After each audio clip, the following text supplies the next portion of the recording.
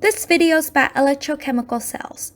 So the keyword in the question, it's asking us to calculate standard cell potential in volts for the reaction right here.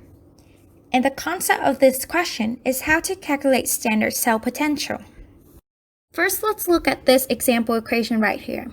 And from that, we can deduce the half equations. So we have copper and copper 2 plus, and silver plus 1, and their corresponding cell potential. So we need to figure out how we get from the half equations to the final reaction.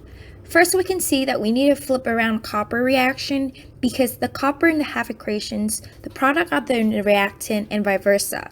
And we also need to multiply silver reaction by 2.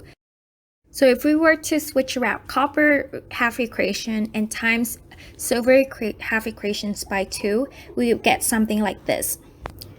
And the 2 electrons are canceled out, and if we were to add the 2 equations up, we would get the final reaction.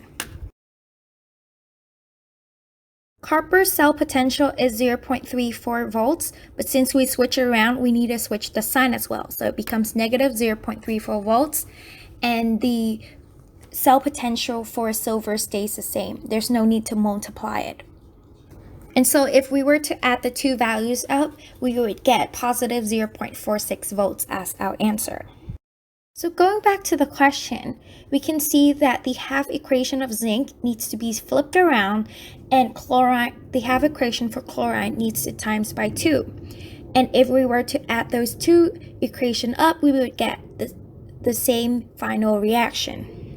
So zinc half cell reaction has the potential of negative 0.76 volts, and we will need to flip the sign of that around, and so we would get positive 0.76 volts. And there's no need to change chlorine potential, so we would still get positive 1.36 volts. And if we were to add those 2 up, we would get positive 2.12 volts as our final answer.